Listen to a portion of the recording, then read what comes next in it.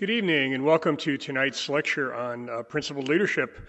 It's good to see you all at a lecture on that particular topic. Leadership is very complex, and if you went into a room and you asked 20 people to define leadership, you'd probably get 20 different varieties of definitions to it.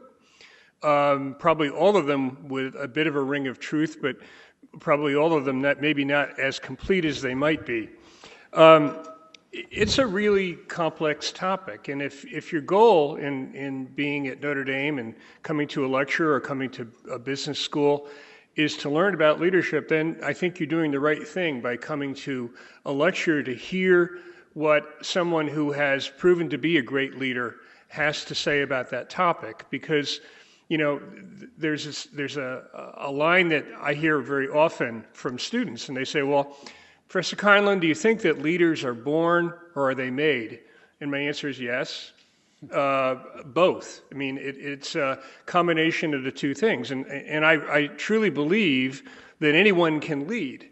But in order to learn how to lead, and it's a learned behavior, to learn how to lead, it takes study, it takes a lot of thought, it takes the examination and listening to people who are great leaders. So I think we're going to have an opportunity to do that tonight. I'd like to welcome John Allison tonight as our speaker. John is the president and CEO of the Cato Institute. Prior to joining Cato, Mr. Allison was chairman and CEO of BB&T Corporation, which is the 10th largest financial services holding company headquartered in the United States. During his tenure as CEO for almost 20 years, BB&T grew from $4.5 billion to $152 billion in assets. Largely probably because of that, he was recognized by the Harvard Business Review as one of the top 100 most successful CEOs in the world over the past decade. Mr. Allison has received the Corning Award for Distinguished Leadership. He's been inducted into the North Carolina Business Hall of Fame, and he received the Lifetime Achievement Award from American Banker. He is a former distinguished professor of practice at Wake Forest University School of Business and serves on the board of visitors at the business schools at Wake, Duke, and UNC Chapel Hill. Mr. Allison is a Phi Beta Kappa graduate at the University of North Carolina at Chapel Hill. He received his master's degree in management from Duke University and is also a graduate of the Stonier Graduate School of Banking. So you can see that he has one thing in common with those of us at Notre Dame, particularly right now. We both have this feeling for both our men's and our women's basketball team that they didn't go quite as far as they should have in the tournaments. It's my pleasure and privilege tonight to introduce to you Mr. John Allison.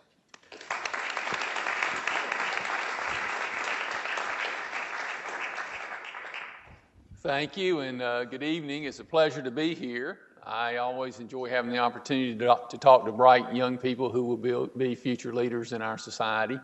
It's also a pleasure to be at Notre Dame. My nephew was a leprechaun at Notre Dame, and he brings me up periodically to see football games when he knows Notre Dame is going to crush one of the teams that I'm rooting for. So anyway, I've enjoyed that. You know, leadership is a complex subject, but if you think about what your future employers are looking for people that graduate from a top flight university like this, we expect you to have some level of technical training, but we're really looking for people that will be leaders in our organization. Leadership matters. The most common cause of organizational failure is poor leadership. In addition, whether you think of yourself as leading other people, we all lead ourselves. Most failures of leadership are about failures of personal leadership. So think of this presentation in terms of creating the kind of person that you want to be. Leadership is a complex subject. I'm going to focus on what I think, however, are the two most important aspects.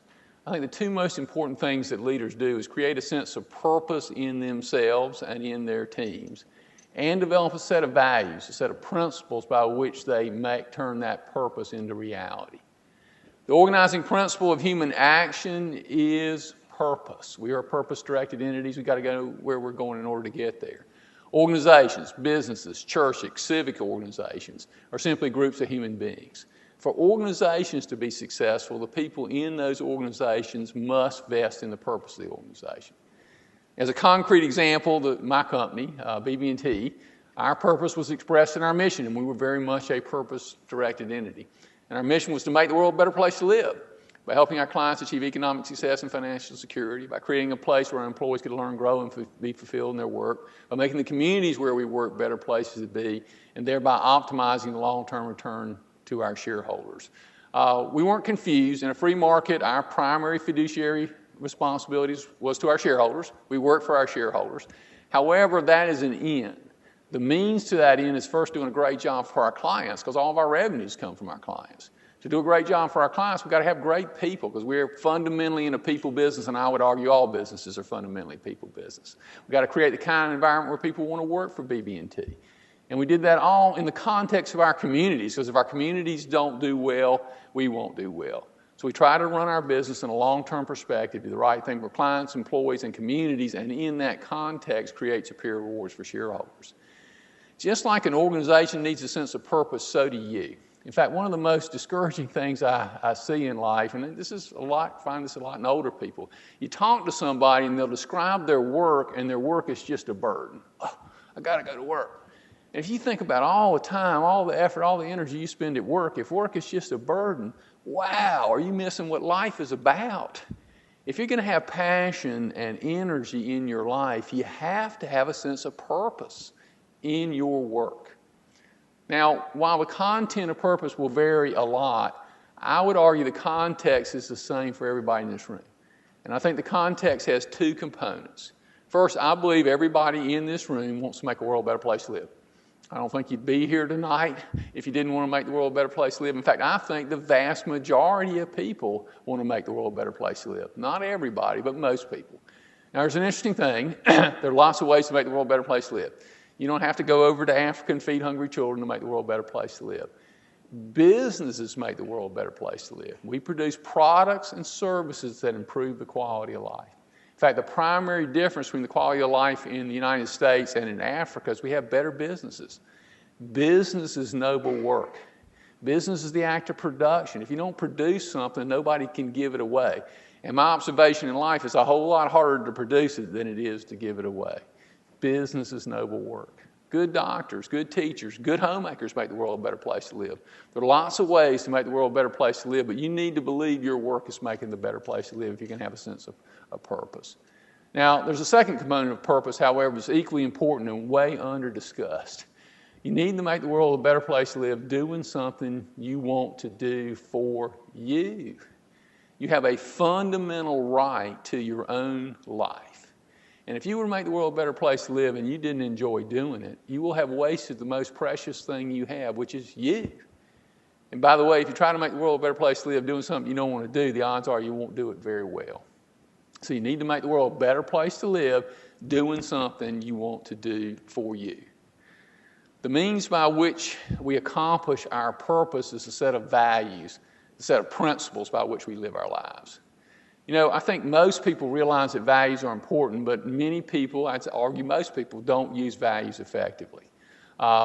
People do one thing and they feel guilty because they didn't do something else.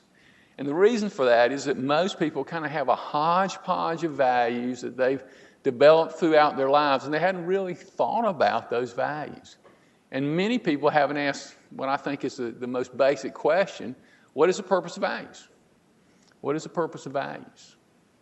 The purpose of values is to provide us with principles that if we live these principles, we improve the probability of staying alive, being successful, and ultimately being happy. So values are really about principles that lead to success and happiness. Even having the right values doesn't guarantee success and happiness, because things in Mother Nature happen beyond our control, but they improve the odds. And if you think about values in that context, they're not arbitrary, they're not capricious, they don't fall out of the sky, they're not even necessarily what your mom, dad, Sunday school teacher, kindergarten teacher told you when you're 5 years old. In fact, defining your values is a scientific problem.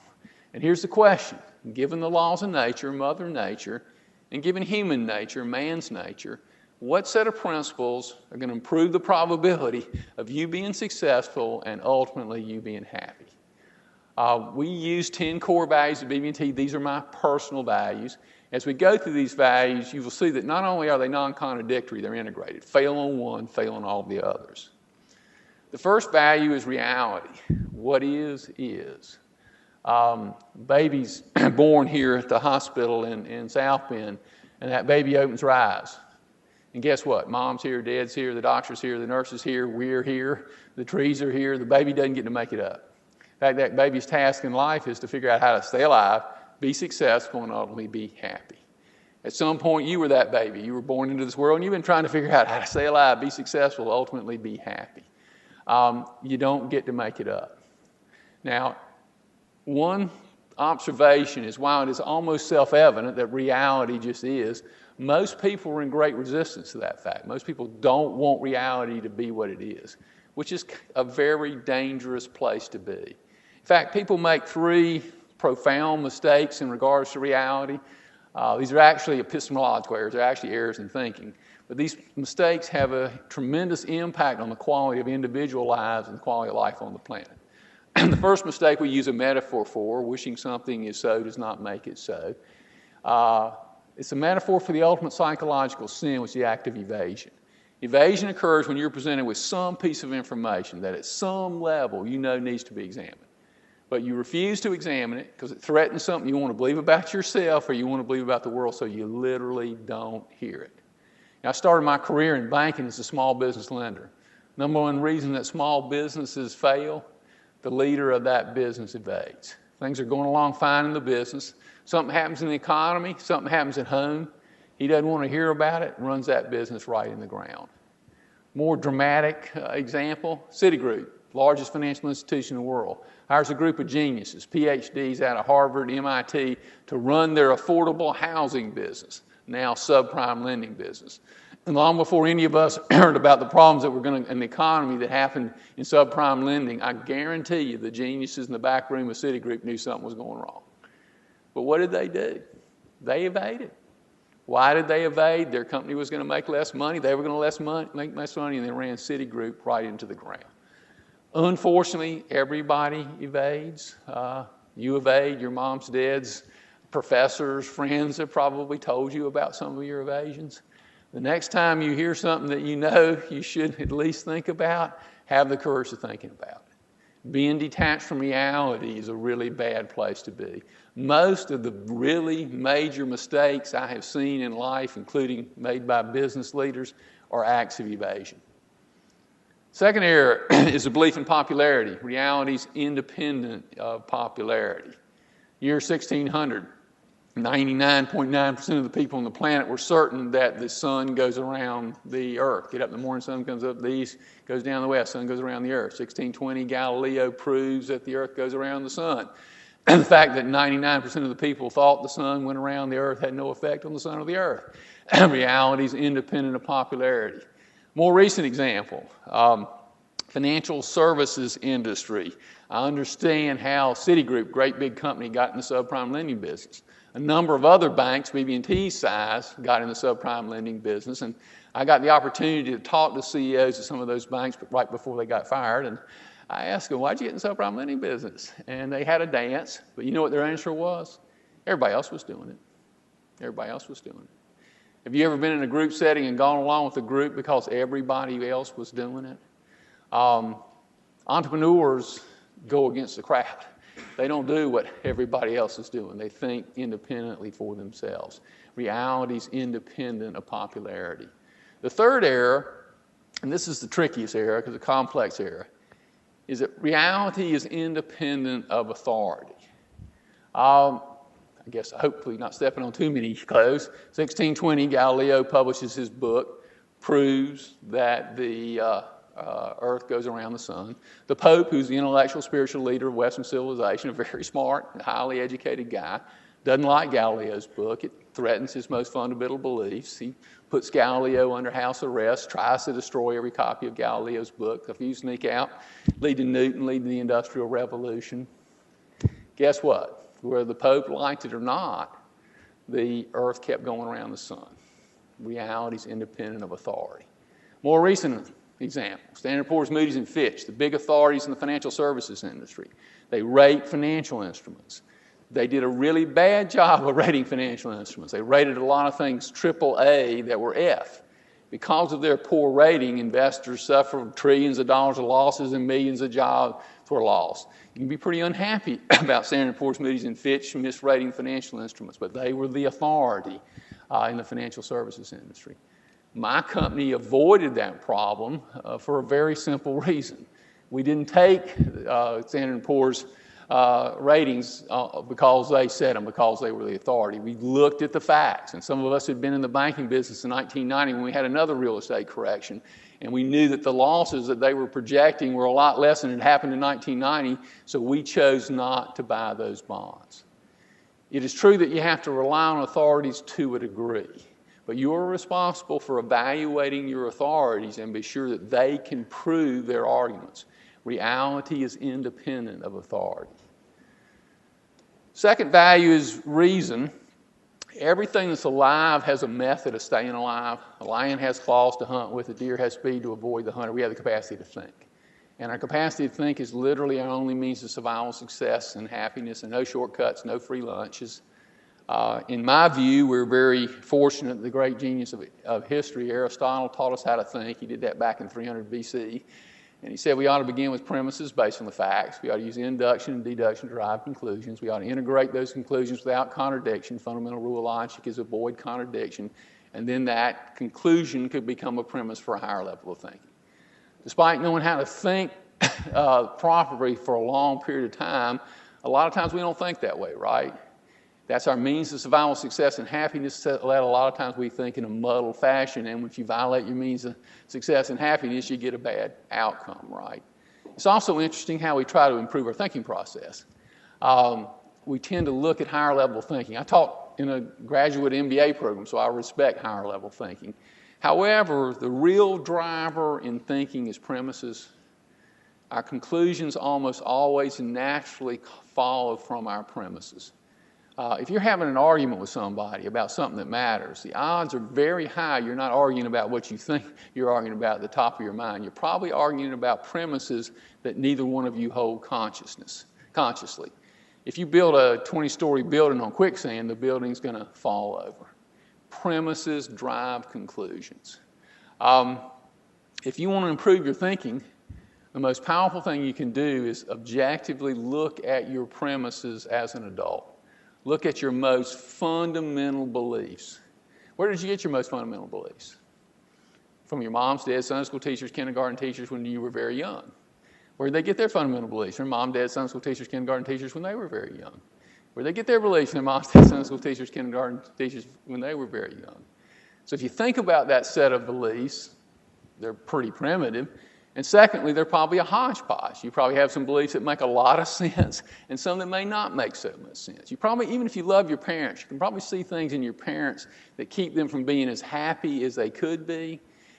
You may have a different content, but the odds is very high you have the same context.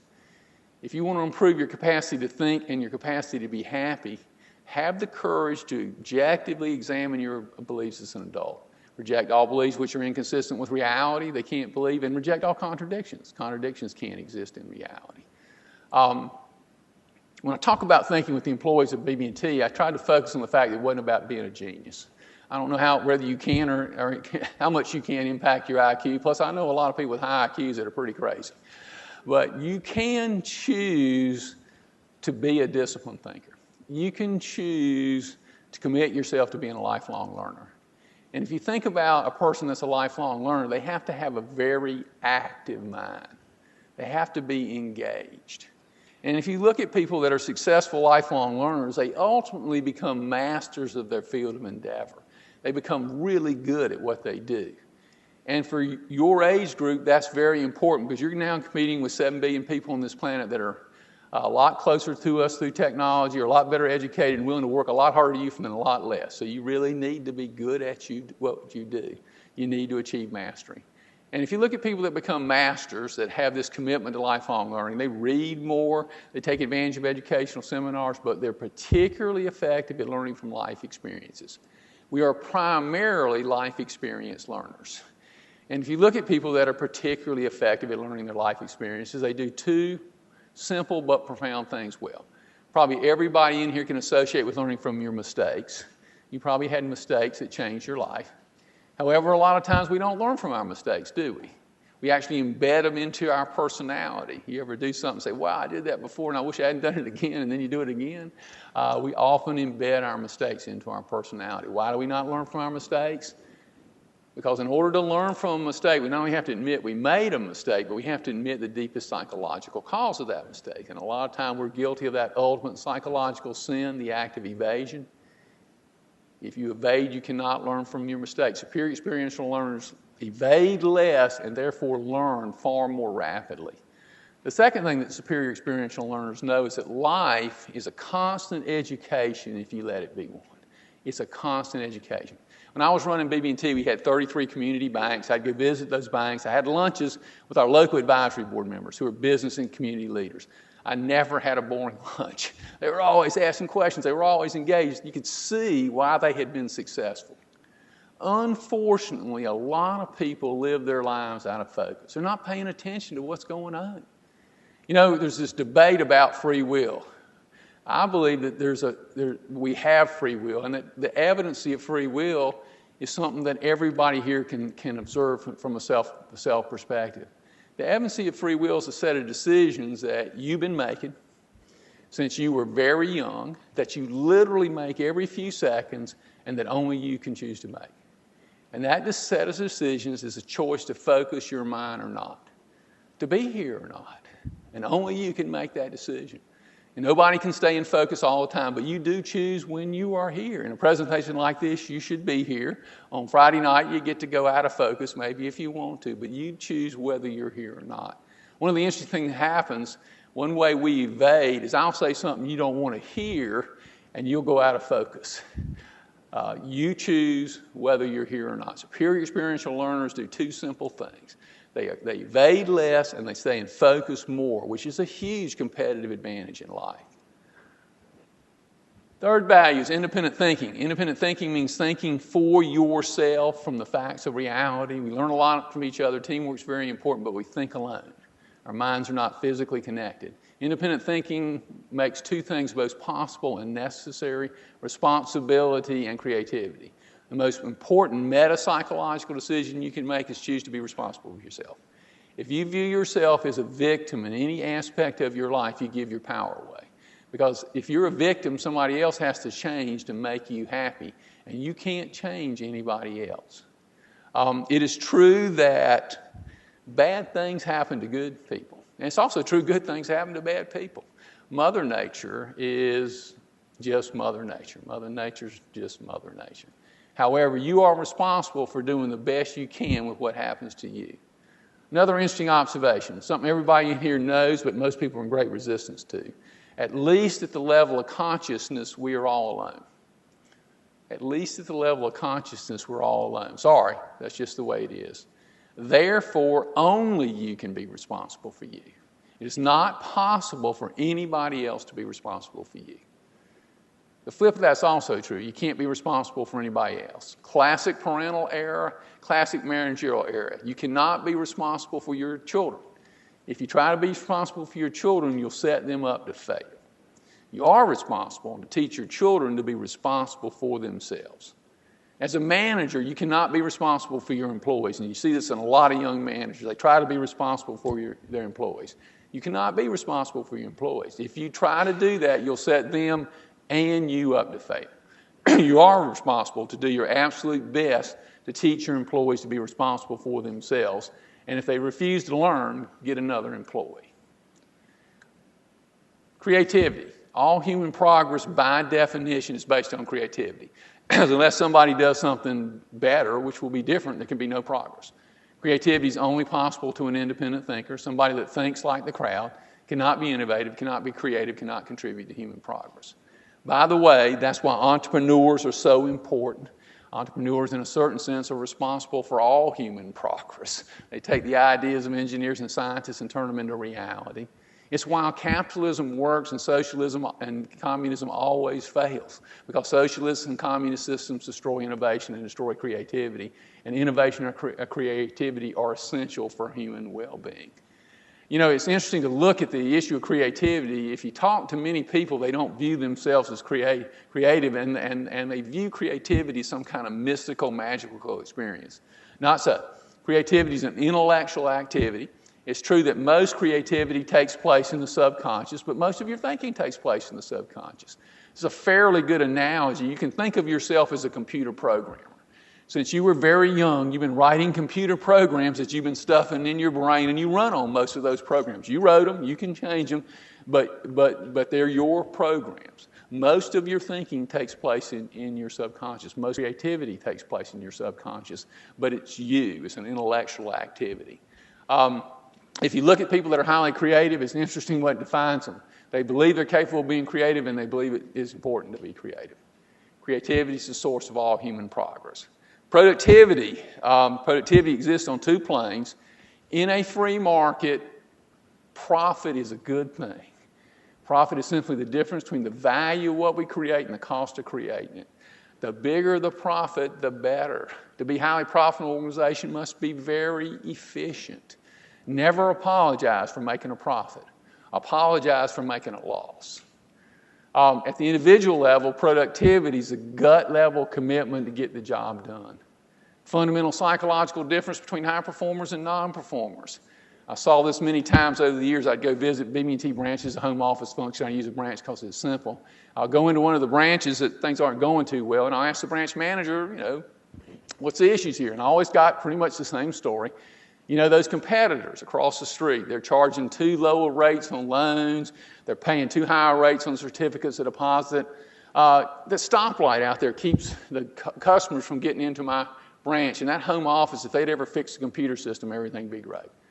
Sometimes there's some truth in those arguments. Sometimes there are things beyond your control that you can't do anything about. Sometimes we changed branch managers and everything got to be fine. I compare that with our highest performers, what we call our Sterling Award winners. We had 5,000 people in the production kind of roles that could potentially be Sterling Award winners. We had this program when I was there for 15 years, and we only had 5 people that won it every year. However, the same 25% came back. People would win it one year, they'd win it 2 years later. Same 25% almost always won those programs. And if you talk to those high performers, they not only tell you about what they did, they tell you about how much more they were going to do. They faced the same obstacles, but they focused on the outcome. They had a gut-level commitment to get the job done. Non-performers look for the reasons to fail. High performers fail, but they come back. They have this unbelievable tenacity. They hang in there, they come back, and they figure out how to overcome the obstacles because they're committed to the outcome. And we were looking for the kind of people that have that gut-level commitment to get the job done. Fifth value is honesty. Honesty is a foundational value. Without it, you can't have trust, you can't have relationships. Most of the big ethical deviations we talk about are one form of dishonesty or another. It's interesting to reflect on honesty because we need to think about what is the standard for honesty. A lot of people think that you're honest when you're right. Interestingly enough, that's not so. As human beings, we can be wrong and honest because we're not omniscient. But there is a rigorous standard. We must mean what we say and know what we mean. We must mean what we say and know what we mean. Mean what we say means we don't go out and intentionally mislead people. At the meta level, the big level, I doubt there's anybody in here that does that very much, or you would have already been selected out. If you do it very much, you will be selected out. People will find that out and that you will not be trusted. At the micro level, however, probably a number of people are guilty of that. The cumulative effect of white lies, even if they're well-intended, is ultimately a black lie. You see this in management, you see it in human relationships. A manager talked to Tom, and Tom will tell me about all the problems that Susie has. And he gets ready to do Susie's performance evaluation, and he sugarcoats it because he don't want to give Susie the bad news. That's not much fun to do. And then he gets mad at Susie because Susie didn't hear what he didn't say. You ever did that to your friends? You ever do that to your spouse? How can you expect somebody to change their behavior if you don't tell them the truth about what the problem is? And by the way, why aren't you telling them the truth? Because maybe you don't know what you're talking about, and maybe you're going to find out you're wrong. The cumulative effect of white lies is a black lie. How about know what we mean? I actually think this is a bigger issue in terms of honesty for people that are otherwise honest. Know what we mean. It doesn't mean that we claim omniscience. Human beings, we're not omniscient. But it does mean that we don't claim to know something when we don't know it. You ever been in a group setting where somebody acted like they knew what they were talking about, and the group went along with them and had bad outcome? And have you ever been that person where you acted like you knew more than you really knew, and then you were stuck with that position trying to defend that position? You see this a lot in politics. You see it a lot. I'm in a think tank, and lots of arguments from various political perspectives. Claiming knowledge you don't have is dishonest. Many times the answer is, I don't know. I don't know. Fundamental expression of honesty is keeping our agreements. 6 values: integrity. There are a lot of apparent temptations in life. I worked in the money business. A lot of apparent temptations in life. However, if you have developed your values rationally, you can know that those temptations aren't really temptations, they're just ways to fail. Integrity is harmony of mind and body. It says if you believe something, do it. Believe something, do it. It's acting consistent with your principles. Unfortunately, most people don't have integrity. And I can tell you why. Most people have one of 2 characteristics. One, they hold beliefs that are not consistent with reality. You can't act consistent with a belief that's not consistent in reality. Secondly, and more commonly, people have a hodgepodge of values that are inconsistent with one another. And you can't act consistently with inconsistent values. You can't have integrity with inconsistent values. So whether you agree with anything that I have to say tonight, reflect on the fact that if you want to have integrity, you have to have values that are livable in the real world and that are consistent with one another. In fact, what is the purpose of integrity? A lot of people think of integrity as some kind of duty. No. Well, here's the purpose of integrity. Outside the heat of battle, we develop certain principles: honesty, rationality, reality grounding, independent thinking. We develop these set of principles, and we know in the heat of battle, if we apply these principles, we improve the probability of being successful in the long term and being happy in the long term. So it's not sacrificial to act with integrity. Integrity actually leads to your success and happiness.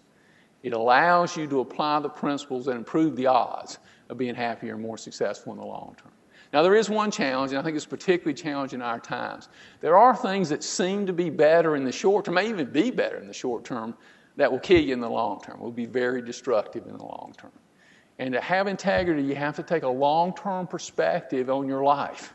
To recognize you're going to live 80 to 100 years, the odds are, and live accordingly. Live with principles that will promote your life and happiness in the long term. Lots of compromises around the content of life. Never compromise the context. Never compromise your principles, because your principles are designed to make you successful and make you happy.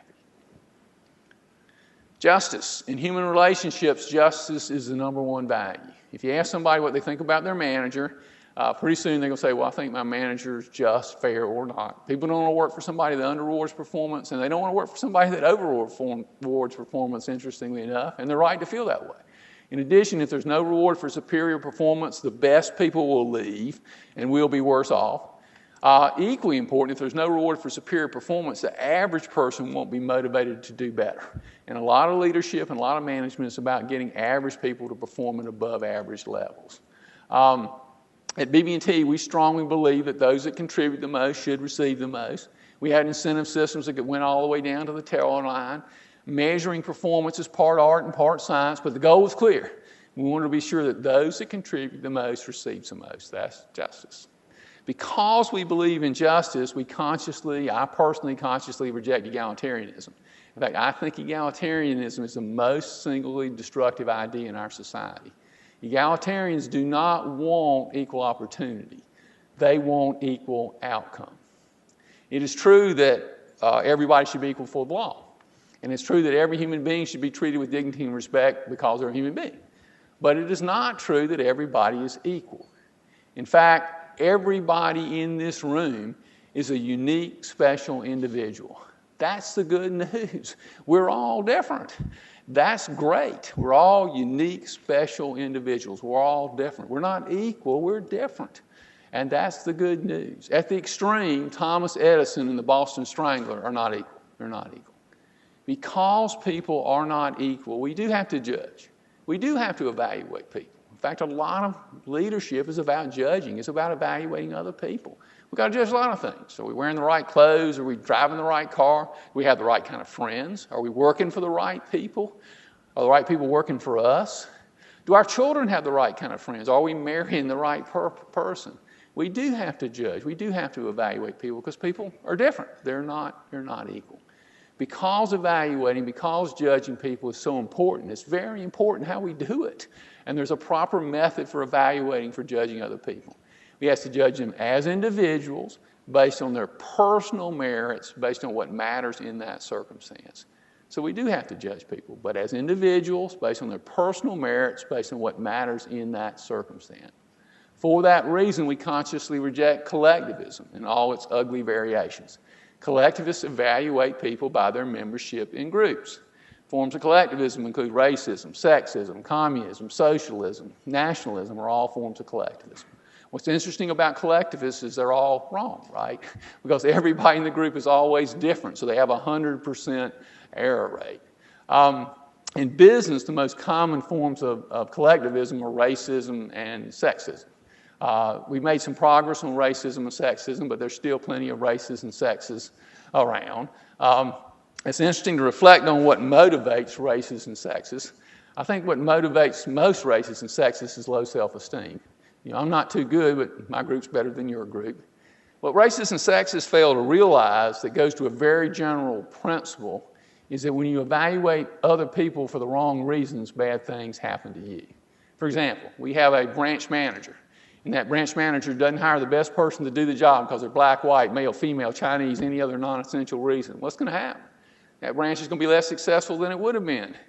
If she continues that pattern, that branch will be so unsuccessful, she'll get fired, which is a form of justice, right?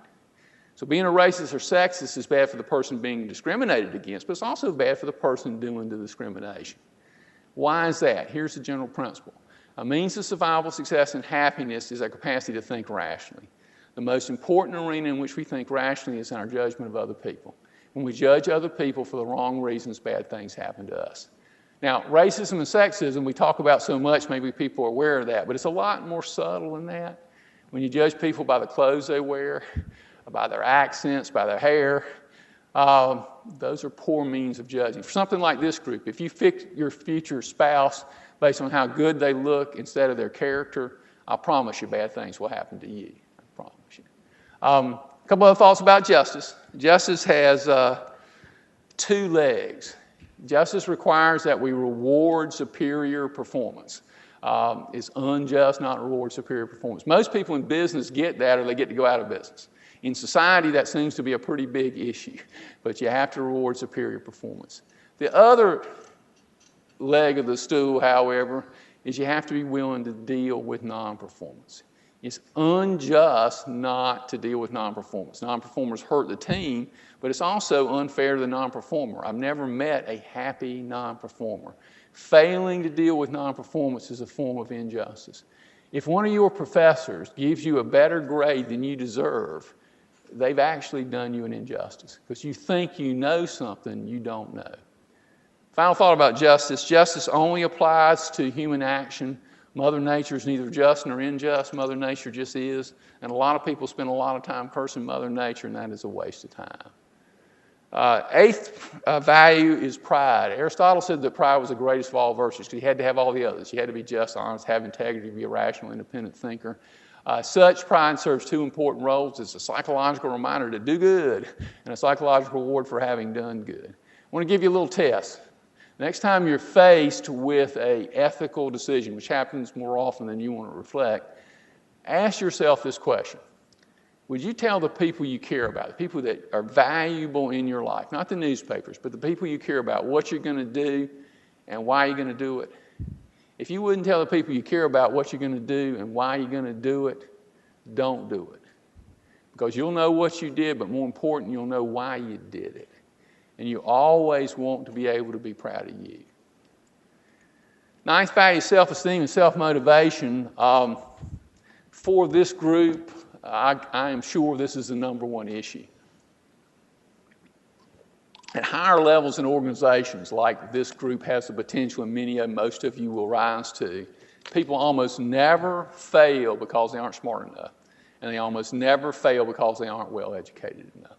If they fail, it is classically some form of subconscious low self-esteem that results in self-destructive and organizationally destructive behavior. So self-esteem is a huge issue for this group. In addition, self-esteem is the foundation for happiness, and happiness is the end of the game, right? And I don't mean happiness having a good time on Friday night, but I mean happiness in a life well lived. When you're 80 years old, you can look back and say, yeah, that was hard, and I'm glad I did it. Blood, sweat, and tears, hard work, happiness. That's the end of the game. Sometimes business people get confused. They think money's the end of the game. Nothing wrong with money. Money's a good thing. But money's not an end. It can be a means to an end. It's not an end. Happiness, in that deep Aristotelian sense of the word, is the end of the game. And the foundation for happiness is real self-esteem. Self-esteem is a complex subject. I want to share a few thoughts with you. First, self-esteem is primarily self-confidence in your ability to live and be successful given the facts of reality. So you earn self-esteem by how you live your life. Nobody can give you self-esteem, and you cannot give anybody self-esteem. You cannot give your children self-esteem. Self-esteem has to be earned. Live your life with integrity. Raise your self-esteem. That's why integrity is important. Second thought, and this is the most important, and I know the most controversial thought I have tonight, so follow me on this one. Let you think about this. In order to have a high level of self-esteem, you must believe at a very deep level you're capable of being good and you have the moral right to be happy. In order to have a high level of self-esteem, you must believe at a very deep level you're capable of being good and you have the moral right to be happy. Unfortunately, a very commonly held belief in our society is that as human beings we're born bad. And the fundamental reason is we're bad is we're selfish. And selfish is bad, right? I can see Johnny in the sandbox, 3 or 4 years old, playing with his truck, having a good time, not bothering anybody. Along comes Fred. Fred would like to have Johnny's truck. Johnny doesn't want to give him his truck. Discussion, debate, argument ensues. Mom, dad, Sunday school teacher, kindergarten teacher gets involved in the argument. Mom says, hey, Johnny, give that truck to Fred. Don't be selfish. Don't be bad. 2 great moral lessons being taught right there in the sandbox. First, what did Fred learn? Where does Fred have the right to Johnny's truck? You want to know where our social welfare system came from? Right there in the sandbox. That's it. How about Johnny? And I would argue probably everybody in here is Johnny. What did you learn in that sandbox? Not to go for what you want, that your life is not as important as other people's, that Fred is more important than you. His need, is more important than you. It's an interesting lesson. Let's talk about selfishness a minute, and let's define it as acting on one's rational, long-term self-interest. And the reason for that is that if you think about biology, immutable, non-negotiable fact of reality, everything that is alive has to act in its self-interest or die.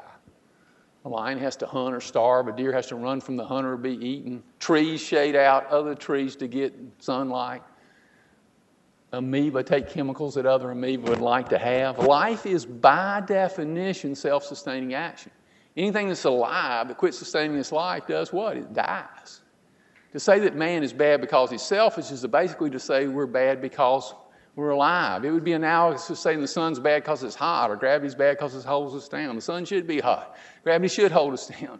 And as living entities, we have to act in our self-interest or die. That's the way Mother Nature designed the system. Now let's talk about acting in our self-interest, because we get this false alternative. And the false alternative is to take advantage of other people or to self-sacrifice, neither one of which make any sense. In fact, a lot of people think that taking advantage of other people is selfish. Here's the irony. Taking advantage of other people is not selfish, it's self-destructive. It's self-destructive in 2 ways. First, nobody's going to trust you. You might fool Tom, Dick, and Harry, but they're going to tell Sue, Jane, and Fred, and nobody's going to trust you. You probably know people like that. If you try to take advantage of other people, you will not be trusted. And you're not going to be too happy and too successful if you're not trusted. The other thing is you're going to do a lot more damage to your own psychology than you do to other people if you try to manipulate other people. In my experience, I get to meet a lot of, quote, successful people. And the interesting observation, I've never met anybody that was successful and happy that I think got there taking advantage of other people. Now, I know some people that have a lot of money that I think got there taking advantage of other people. And they're the most unhappy people I have ever met. If you go about trying to manipulate other people and let go of reality, the truth, you're going to do a lot more damage to you than you do to them.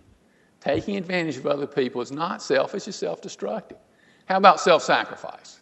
Self-sacrifice is the moral code of our society, right? We're all supposed to self-sacrifice. I want you to ask, what I would argue is maybe the most important question you can ask yourself. Ask yourself this question. Do you have as much right to your life as anybody else has to their life? Do you have as much right to your life as anybody else has to their life? Of course you do. Of course you do. Why would you believe anything different than that? Taking advantage of other people and self-sacrifice, neither one make any sense. But there is a rigorous, demanding moral code that underlies free societies and free markets. And that code is that we are fundamentally traders. We trade value for value. We get better together. In our banking business, we helped our clients be economically successful and financially secure. They let us make a profit doing it. We got better together. Life is about figuring out how to get better together. There are only two stable relationship conditions, win-win and lose-lose. Whenever you get greedy and you set up a win-lose, you see this in spousal relationships, your partner will get better and you end up in a lose-lose. Whenever you get self-sacrificial, interestingly enough, and you set up a lose-win, you'll get better and you end up in a lose-lose relationship. So in any important relationship in your life, you should ask, what's in it for me? That's a fair question. But you should also ask, what's in it for them? Because if there's nothing in it for them, at the end of the day, there'll be nothing in it for you. Life is about creating win-win relationships. And of course it is in your self-interest to help the people you care about, because you care about them. To help your family, your friends, the people you work with, the people you value in your lives, of course it's in your self-interest to help them.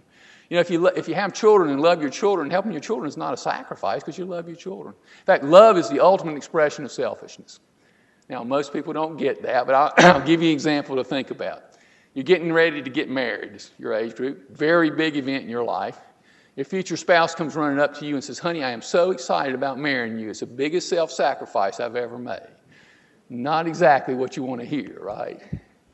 I believe it is in my self-interest to support the United Way. The United Way is an umbrella charity organization that does a tremendous amount of good in the communities that it operates in.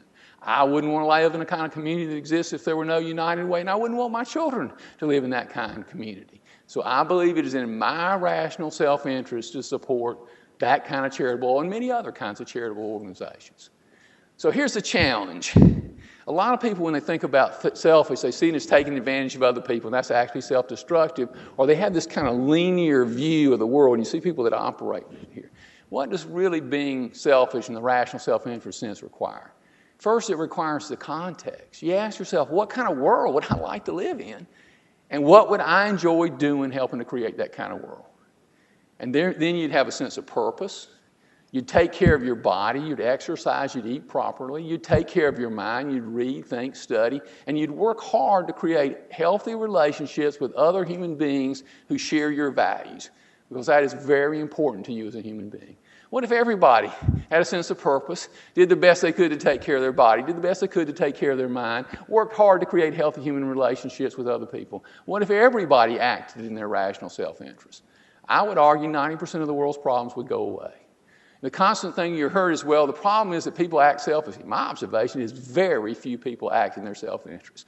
Most people are self-destructive in one way or the other. I had a brother-in-law, drank 24 beers a day, got cirrhosis of the liver, surprise, drank 24 beers a day, died.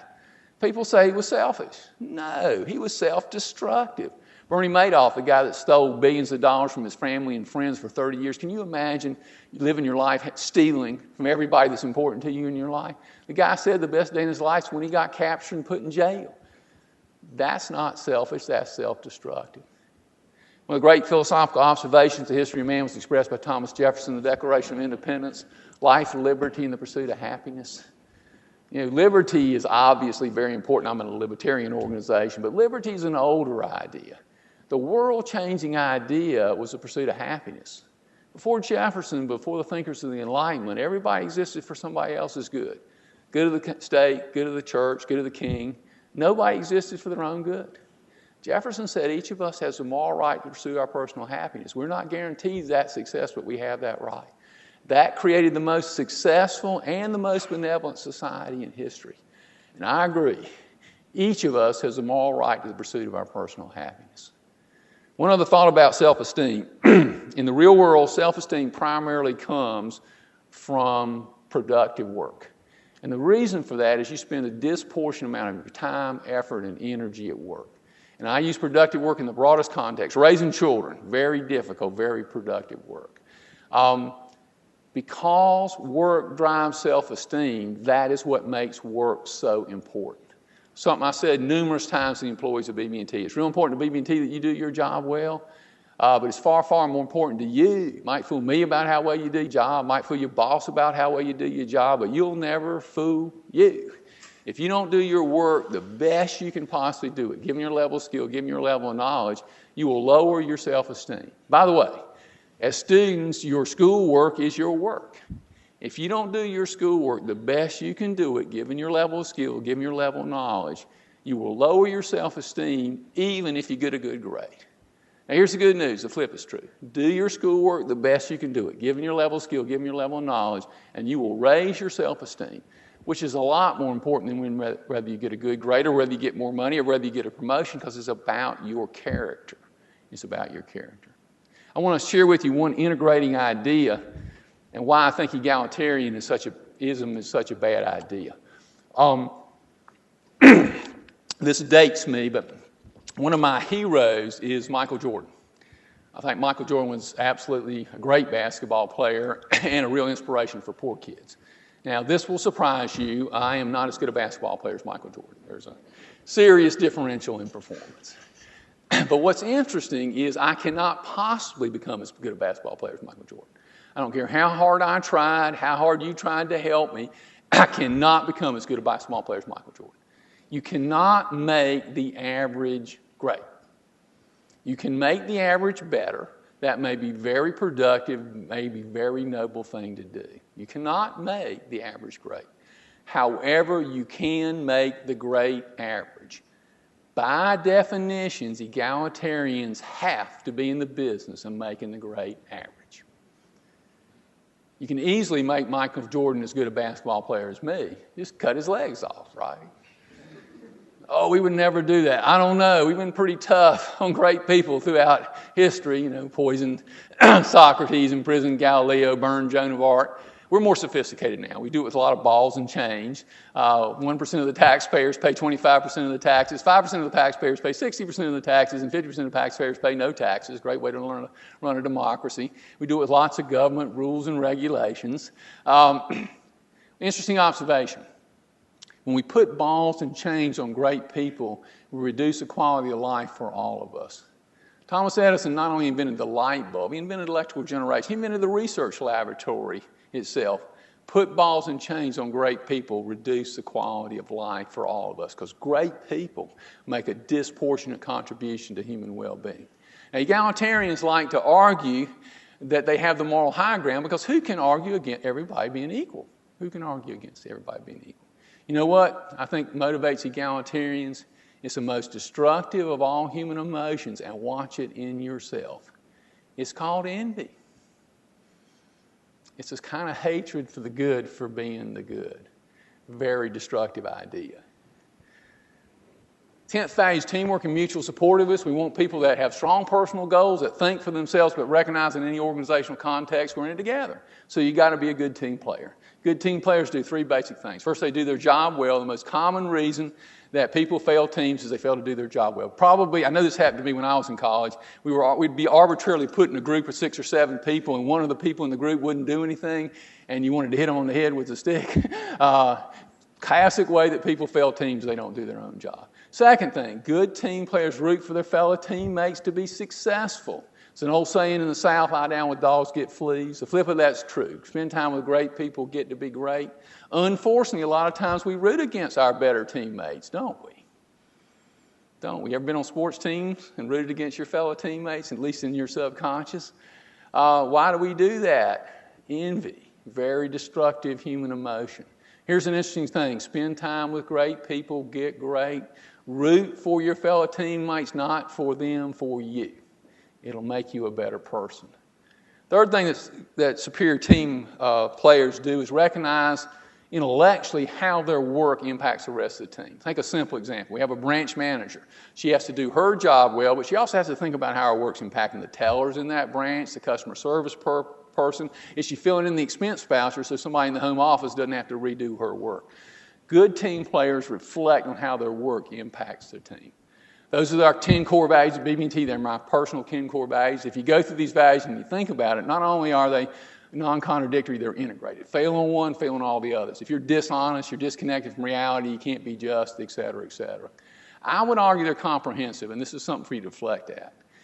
There are lots of other positive attributes, but every one I can think of fits in this system. For example, courage is a positive attribute, but if you have integrity, you're going to have courage.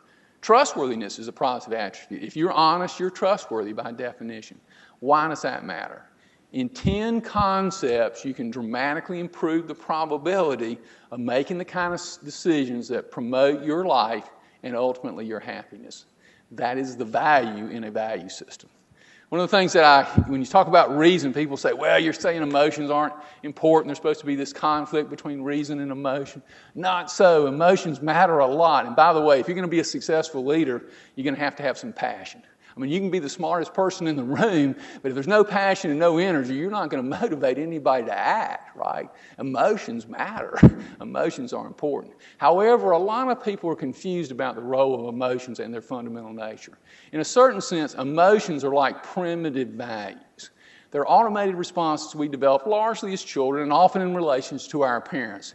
We met somebody we liked. We met somebody like them we liked. We said, I'm going to like that kind of person in our subconscious. We did something we liked. We did something we disliked. We did something like it we disliked. We said, I'm not going to like that kind of thing. And we developed these emotional responses, which were actually healthy because we didn't have to reinvent the wheel. However, if you think about that process, largely in children, often overreacting to things, I've never met anybody that didn't have some dysfunctional emotion, some emotion that took you in the wrong direction. So here's a couple thoughts about emotions. First, emotions are learned, or we'd all have the same emotions.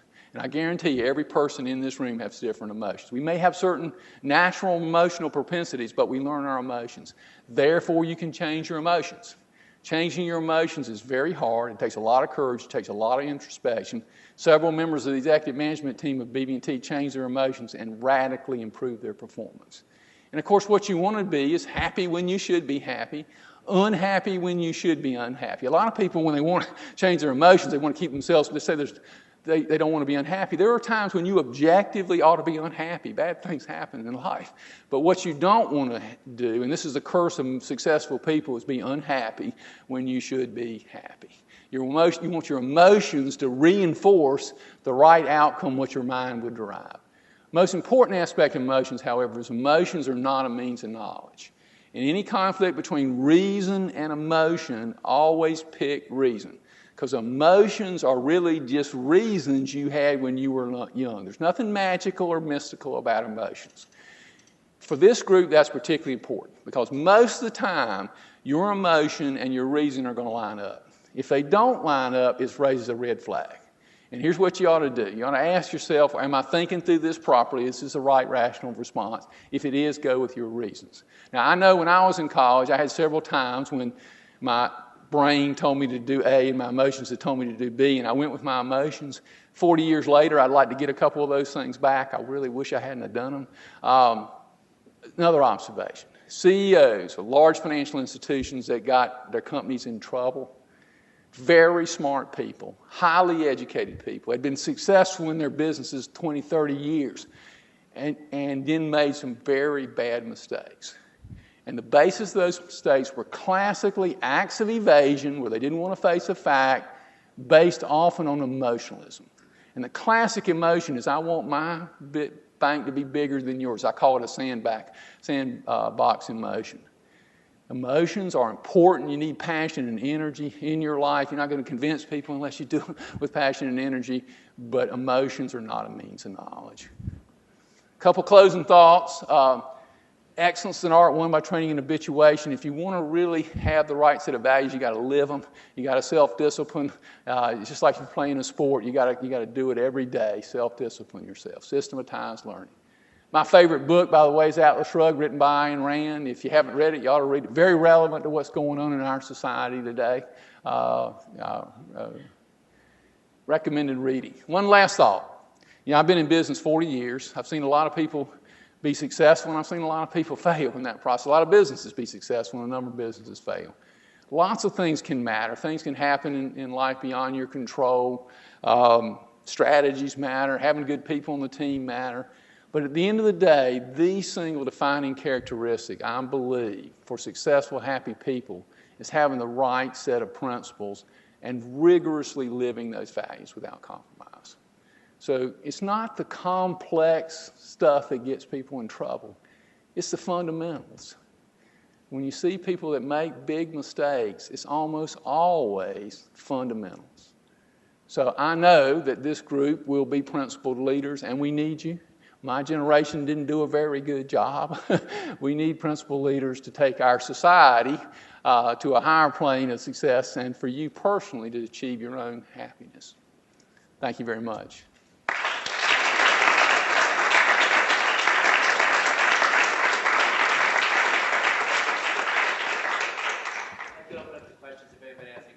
Got a few minutes for questions. Got to find a brave soul to ask the first question. There's a brave soul down front. Brave souls often sit on the front. Thank you. Speak a lot to my initial experience. I was at Meyer Bank a few years undergrad, and it seemed like they maybe some similar growth EBT had. That they would be going to the next level of leadership and missed the boat like most banks did. How do you see bringing these values to the next level underneath you in your time, and how you felt it was effective or maybe not so effective? Let me repeat the question so everybody can hear it. He said he worked for M&I Bank, which was successful, didn't do well, and they didn't make a leadership transition to the next level in the organization. I think in any organization of any size, the most important thing that you can do is talk about the purpose of the organization and the principles by which you lead the organization. So I spent a lot of my time doing that.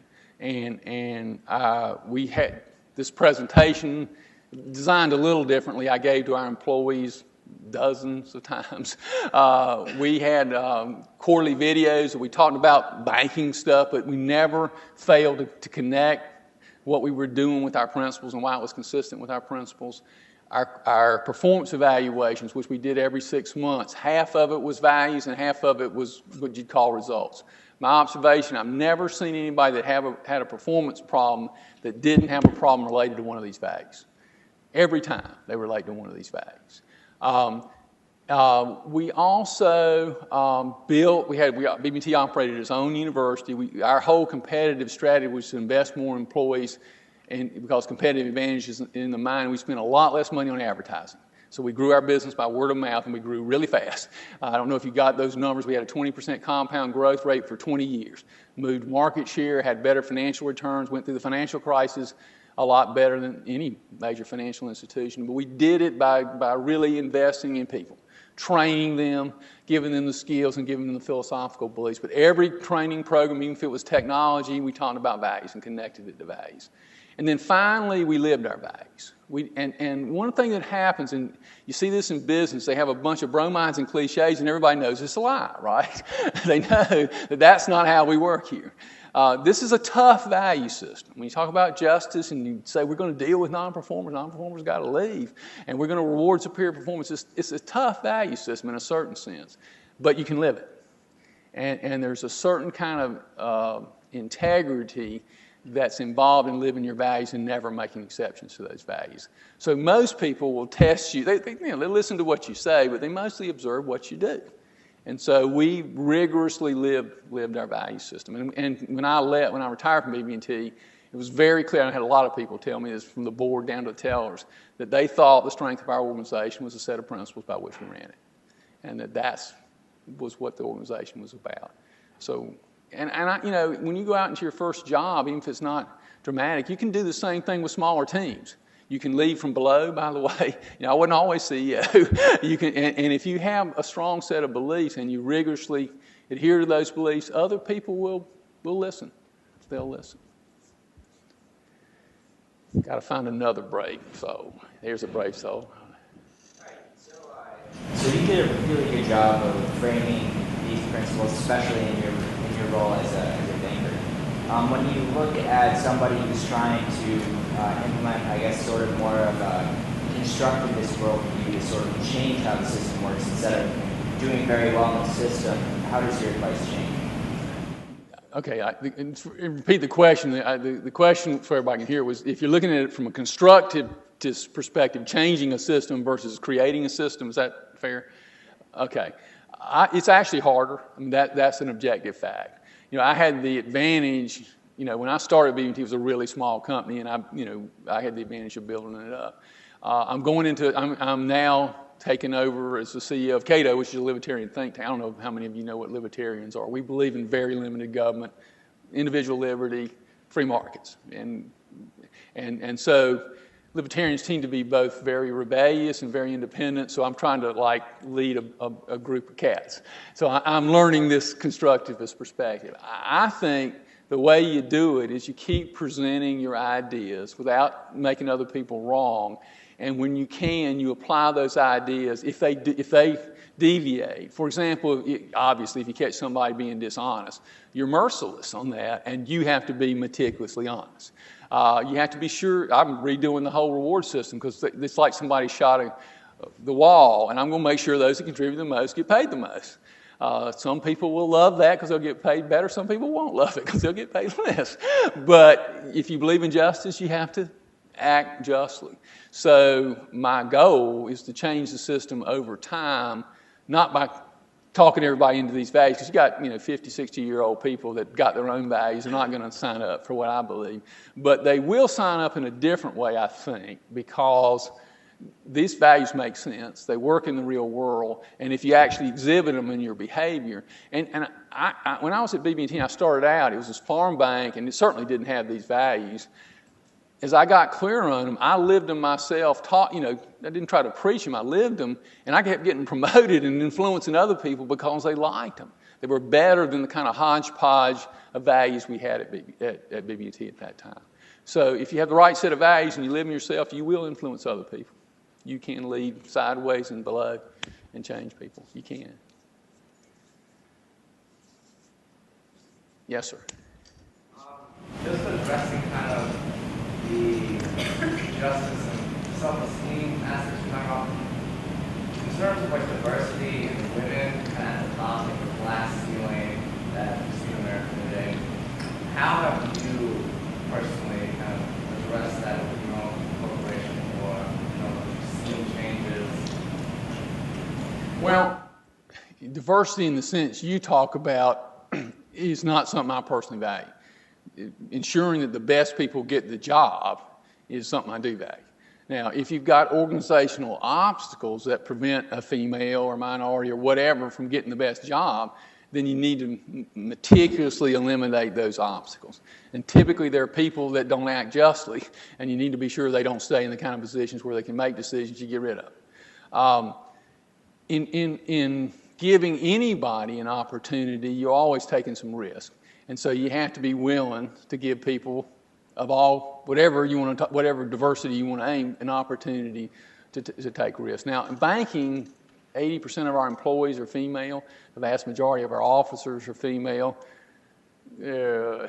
Out of 8 people in our executive management team, 3 were female. So we have a really big female workforce and a big female leadership. Our board had 4 out of 10 directors were female. So we had a very heavy female concentration, but not because the goal was to get females. The goal was to get the best people to do the job and make sure that you're not creating, either in your own beliefs or in your organization's beliefs, that keep people from being successful. I'll say for me, I don't want to get a promotion based on something aside from my own achievement. I think organizations that do that, they mark the people in a way that's not. I mean, I think one thing that everybody got at BB&T is you didn't get a promotion because of that. You would get a promotion if you earned it. And I think, therefore, the people that got promotions were more respected. So if you artificially promote people, I think you're doing them a terrible disservice. Because everybody kind of figures it out, and they kind of look down on them, and they also often get locked in some kind of job that's superficial instead of putting them in the kitchen and seeing how they can do. Any other questions? Any other brave souls? Oh, way back there. Yes, ma'am. How did you decide what your values were? I didn't hear the. How did you decide on what those 10 values were? How did I decide on my values, these values? It's interesting. That's a really interesting question. I'll give you the big answer. When I went to work, I got very interested in what I'd call self-development. I initially spent a lot of time studying what I'd call the technology of business. I got a business degree, and I read all the accounting books so I could have gotten a master's in accounting. That sounds pretty crazy, but anyway, I did that. I got very interested after studying the technology of business in looking at philosophical issues because I wanted a set of principles that would make me be successful and make me be happy. So I started reading philosophy. I read Aristotle. There's a school of philosophy that runs from Aristotle to Thomas Aquinas to John Locke to Thomas Jefferson. I think Ayn Rand's in that school that has a lot of these fundamental beliefs. And so I studied those philosophical beliefs and developed. I really wrote this on my own.